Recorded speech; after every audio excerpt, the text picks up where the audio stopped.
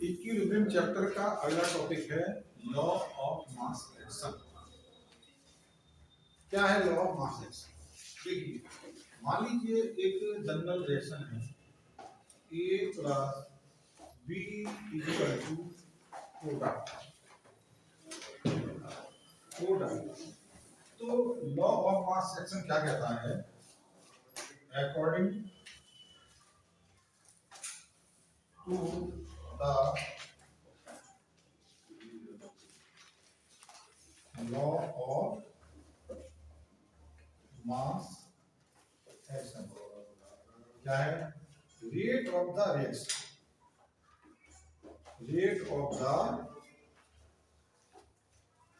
Reaction यानी उस reaction की जो रेट है वो डायरेक्टली प्रोपोर्शनल होती है इसके जो हमारे रिएक्टेंट हैं उनकी मोलर कंसंट्रेशन के प्रोडक्ट। ये कहता है हमारा लॉ ऑफ मास एक्शन। तो क्या कहता है लॉ ऑफ मास एक्शन? कोई रिएक्शन है तो उस रिएक्शन में क्या जो उसकी रिएक्शन की रेट होगी वो क्या होगी? उसके रिएक्टेंट की कंसंट्रेशन के प्रोडक्ट के डायरेक्टली प्रोपोर्शनल होती है। यदि मैं यहाँ पर प्रोपोर्शनल हटाऊं तो एक हमें कांस्टेंट लाना पड़ेगा। यहाँ दे दिया मैंने के, ठीक है ना? इस के को कहते हैं रेट कांस्टेंट। ये जो क्या है? रेट और कांस्टेंट। अच्छा, यदि मैं रिएक्शन ऐसे लिखूं, सपोज करिए मैं लिख दिया यहाँ पर a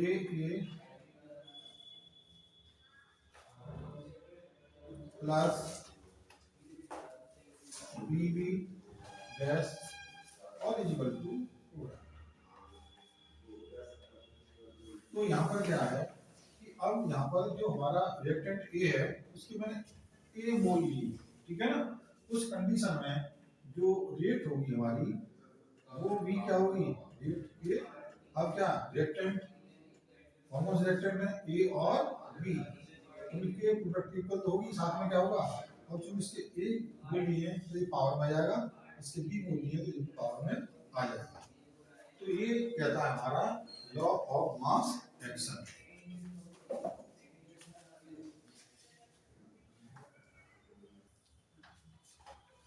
law of chemical equilibrium and equilibrium constant, इसे हम कंसंट्रेशन के फॉर्म में लेंगे, इसी से नोट करेंगे। देखिए, मान लीजिए मैंने एक रिएक्शन ए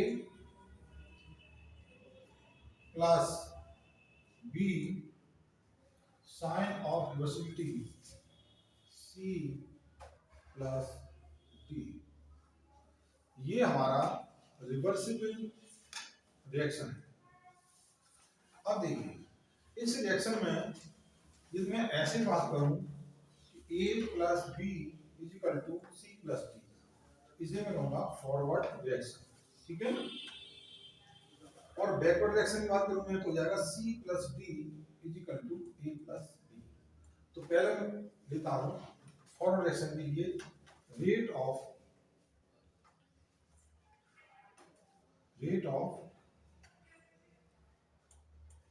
फॉरवर्ड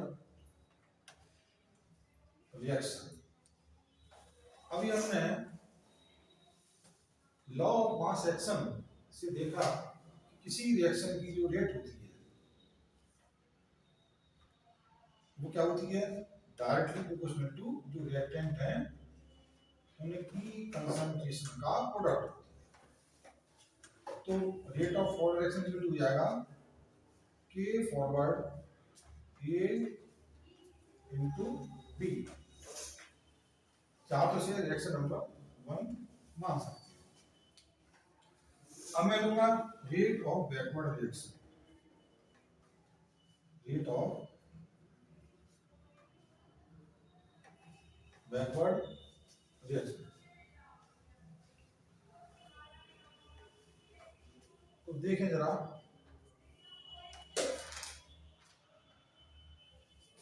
इसमें हम बैकवर्ड डायरेक्शन देखें वो क्या बन जाएगा, वो बनेगा C plus B is equal to A plus B, यानी बैकवर्ड डायरेक्शन के लिए जो रिएक्टेंट है वो क्या होंगे, वो C और D होंगे। इसलिए मैं यदि रेट ऑफ बैकवर्ड डायरेक्शन पता लगाऊं तो वो हो जाएगा K B, और यहाँ दे सकते हैं अभी प्रोपोर्शनल है तो K इंटू C और इंटू D, या मैं कहूँ rate of backward direction equal to KB into C into D। ये हो गया इक्वेशन नंबर सेकंड। अब देखिए हमने पढ़ा था कि इक्विलिब्रियम स्टेट क्या होती है, हमने पढ़ा था कि ऑन इक्विलिब्रियम क्या होता है, इक्विलिब्रियम स्टेट वो होती है जिसमें rate of forward direction equal हो जाती है rate of backward direction. Sir नीचे लिखिए, यानी क्या हो गया RF is equal to RB, कब, जब क्या है इक्विलिब्रियम की स्टेट है। अभी हमने क्या कहा था, रेट ऑफ फॉरवर्ड डायरेक्शन क्या है, ये है हमारा KF into concentration of A into concentration of B, और रेट ऑफ बैकवर्ड डायरेक्शन क्या है हमारा AB concentration of C into concentration of D। अब मैं चाहूँ तो ऐसे लिख दूं KF अपॉन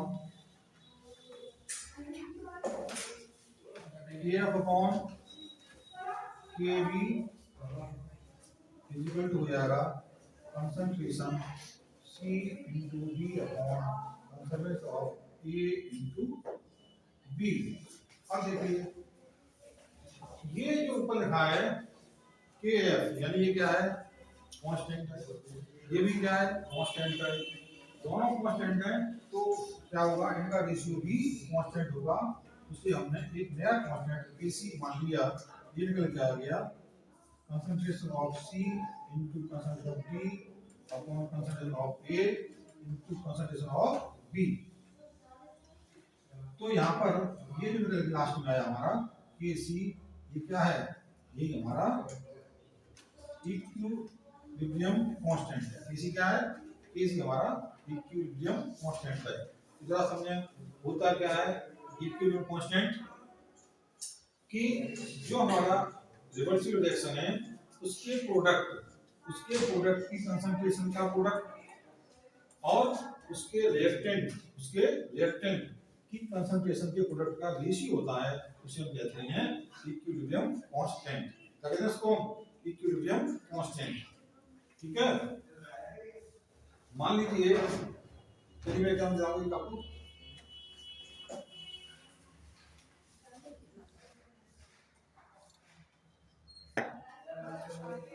एक क्वेश्चन आपके सामने है, इसमें आपको क्या करना है, इन रिएक्शन के लिए हमको क्या पता लगाना है, इक्विलिब्रियम कांस्टेंट KC पता लगाना है। तो देखिए अभी हमने देखा था इक्विलिब्रियम कांस्टेंट क्या होता है, क्या बताया मैंने आपको कि जो पहला प्रोडक्ट है NO इसकी कंसंट्रेशन और क्या Cl2 इसकी कंसंट्रेशन। अच्छा अब चूंकि NO के कितने मोल लिए हैं, 2 लिए हैं, तो क्या हो जाएगा NO की पावर 2 अपॉन क्या होती है रिएक्टेंट, कौन रिएक्टेंट है NOCl, इसकी कंसंट्रेशन कितने मोल है इसके 2 मोल है, इसकी पावर 2। तो इस रिएक्शन के लिए जो इक्विलिब्रियम कांस्टेंट है वो ये निकल के आ गया।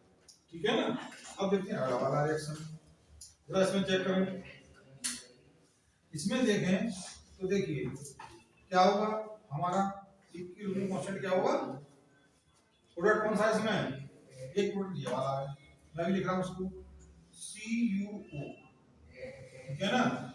अच्छा, लेकिन है कैसा, वो सॉलिड है, पावर मैंने मिक्स कर दिया इसमें।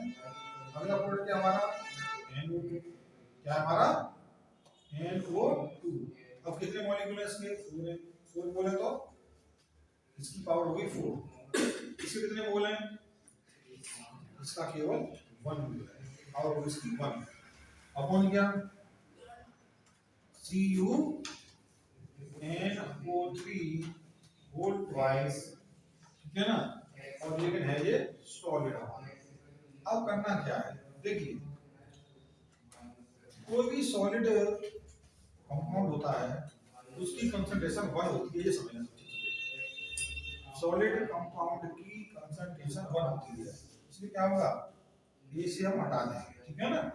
अब क्या रहेगा, जो गैसेस वाले कौन से रहेंगे, NO2 और O2, क्या हो जाएगा यहाँ पर NO2 की पावर 4, O2 की पावर 1। अच्छा, ये नीचे वाला भी क्या है, ये भी सॉलिड है, तो क्या होगा, इसकी कंसंट्रेशन नहीं होगी 1 होगी। इस तरह से लेकर क्या देखें हम कि इस रिएक्शन के लिए केसी हमारा गलती आपका ये, ठीक है। तो इस तरह से हमने क्या देखा, ये 2 रिएक्शन देखे जिसमें हमने क्या किया, दोनों रिएक्शन की हमने केसी फाइंड की।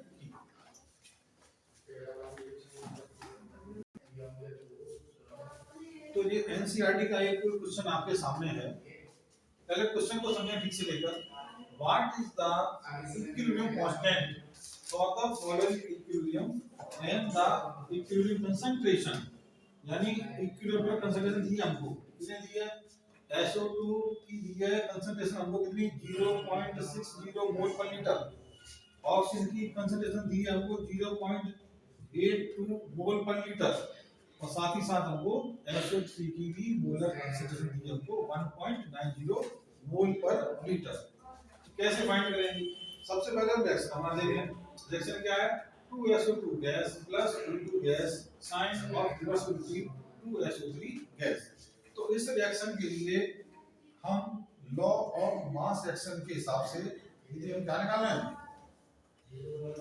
इक्विलिब्रियम कांस्टेंट निकालना है, तो क्या हो जाएगा, पहले देखेंगे प्रोडक्ट, क्या प्रोडक्ट हमारा SO3 गैस, इसकी पावर कितनी जाएगी 2। फिर क्या देखेंगे, रिएक्टेंट क्या है हमारा SO2, कितने मोल है इसके, 2 है, पावर हो गई इसकी 2। साथ ही साथ दूसरा रिएक्टेंट क्या है हमारा O2, और इसके कितने मोल हैं, 1 है, पावर रहेगी 1। तो ये तो हो गया हमारा फार्मूला बन गया। अब हमें करना क्या है, अब कुछ नहीं करना, वो इनकी कंसंट्रेशन की वैल्यू जो हमारे क्वेश्चन में गिवन है वहां से उठा के यहाँ पर रख दी है। तो देखें जरा, SO3 का कंसंट्रेशन क्या दी हमको, ये दी हमें 1.90, तो जो हो गया 1.90, ठीक है, मोल पर लीटर, और इसकी पावर कितनी 2। और SO2 कितनी दी हमको, ये दी हमको कितनी 0.60, और कितनी लगेगी इसमें 2 लगेगी। O2 की कितनी है कंसंट्रेशन हमको 0.82 मोल पर लीटर, ये इतना ही जाएगा। अब कुछ नहीं करना, हमको सिर्फ इसको सॉल्व करना है, और क्या होगा, इससे हमारा इस रिएक्शन का इक्विलिब्रियम कांस्टेंट हमारा फाइंड हो जाएगा, ठीक है। इसे सॉल्व कर लेंगे खुद। Equilibrium constant in gaseous system, अब तक हमने जब कंसंट्रेशन ली थी उस समय हमारा था इक्विलिब्रियम कांस्टेंट Kc, लेकिन हम क्या करेंगे कि हम उनकी जो गैसियस रिएक्शन है उसमें जो हमारे रिएक्टेंट या प्रोडक्ट हैं उनकी कंसंट्रेशन को पार्शियल प्रेशर के फॉर्म में लिखेंगे। तो उस समय क्या होगा कि हम जो हमारा इक्विलिब्रियम कांस्टेंट है उसे हम केल्विन से नोट करेंगे, ठीक है ना। अब क्या करना है, रहेगा वही, बस क्या हो जाएगा, अब लेंगे हम partial pressure of C, partial pressure of C। अब कितने मोल है इसके, C1 है, इसकी पावर हो गई C, इनटू क्या हो जाएगा पार्शियल प्रेशर ऑफ D, कितने मोल है इसके डी, ये आ जाएंगे। अपॉन क्या होगा रिएक्टेंट के पार्शियल प्रेशर, रिएक्टेंट क्या है हमारा ए है, तो पार्शियल प्रेशर ऑफ ए इसकी पावर ए, और दूसरा रिएक्टेंट हमारा क्या है पी है, तो जो हो जाएगा पार्शियल प्रेशर ऑफ बी की पावर बी। यानी हम जो हमारा इक्विलिब्रियम कांस्टेंट है उसमें यदि हमारे रिएक्टेंट और प्रोडक्ट ठीक है ना उसकी हमें कंसंट्रेशन दी होती है, तो हम क्या करते हैं केसी निकालते हैं और उसमें क्या लेते हैं प्रोडक्ट की कंसंट्रेशन अपॉन रिएक्टेंट की कंसंट्रेशन। लेकिन जब हमें गैसेस रिएक्शन में कंसंट्रेशन हमको पार्शियल प्रेशर के फॉर्म में दी होती है, उसमें क्या करते हैं हमारा जो इक्विलिब्रियम कांस्टेंट है वो केपी होता है, और यहाँ पर हम partial pressure of product upon partial pressure of reactant के फॉर्म में लिखते हैं। ठीक है,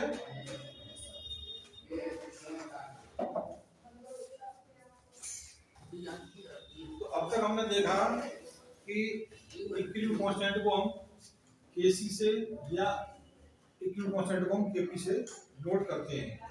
अब इन दोनों में क्या रिलेशन होता है, तो देखिए मान लीजिए ये हमारा एक रिएक्शन है ए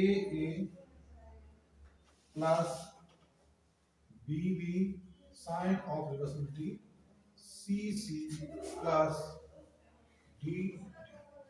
अब देखिए इस रिएक्शन के लिए जिसमें के सी पहले निकालो क्या हो जाएगा बताइए, ये हो जाएगा पहले प्रोडक्ट की कंसंट्रेशन यानी कंसंट्रेशन ऑफ सी की power C, concentration of D इसकी power D upon reactant A और रिएक्टेंट बी इनकी पावर ए और बी की पावर बी।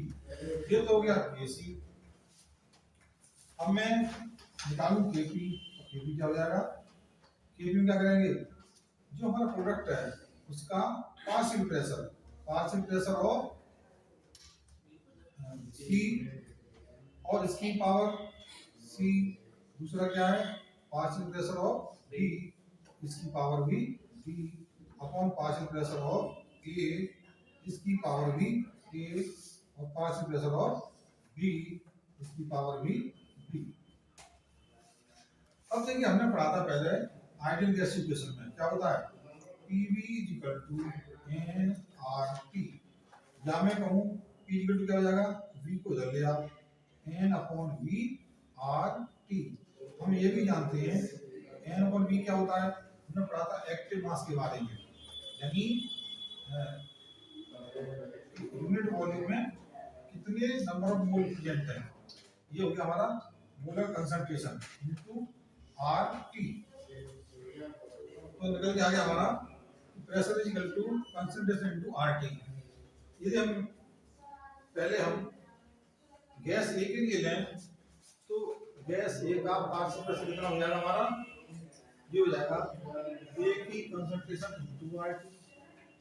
बी गैस के लिए पार्शियल प्रेशर कितना हो जाएगा, ये हो जाएगा बी की कंसंट्रेशन इनटू RT। ऐसे यदि मैं सी गैस का पार्शियल प्रेशर निकालूं तो ये हो जाएगा concentration of C into RT। ऐसे ही पी यानी डी गैस का पार्शियल प्रेशर हो जाएगा concentration of D into RT। अब करना क्या हमको, करना हमको ये है इन सब की वैल्यू हम कहां तक कराएंगे, ये जो हमारा केपी है ना इक्वेशन नंबर 2 यहां लगा दो वैल्यू, तो क्या हो जाएगा हमारा केपी = जरा देखें आ गया हमारा पीसी की पावर सी। अब पीसी क्या हमारा, ये हो गया हमारा सी की कंसंट्रेशन इनटू RT। इस सब पे क्या करना है हमको, पावर लगानी कितनी, सी पावर लगानी है, तो सी का पावर सी और RT का पावर सी। आगे आता है PD यानी पार्शियल प्रेशर ऑफ डी, कितना निकला हमारा, ये निकला है यानी डी और RT।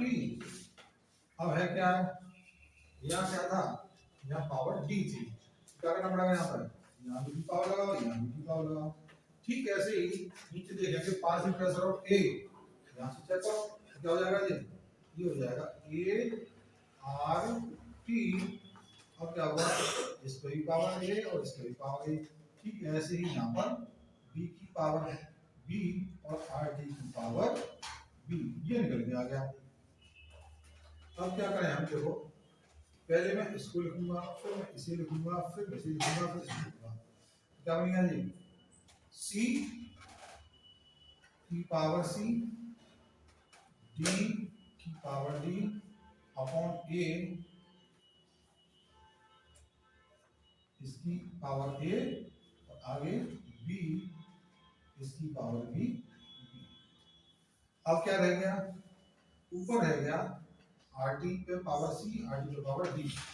तो हम कह सकते हैं rt पे power c plus d, rt पे पावर c प्लस d। ठीक ऐसे ही यहाँ देखें हम rt पावर a, rt पे पावर b, तो हम कह सकते हैं rt पे पावर a प्लस b। अब मैं थोड़ा सा यहाँ से क्या हो जाएगा, AP इक्वल टू, अच्छा ये पूरी वैल्यू क्या है जरा देखो बता मुझे। हमने देखा था इक्वेशन 1 में, चेक करिए क्या इक्वेशन 1 हमारा ये तो है, किसके इक्वल है ये, KC के।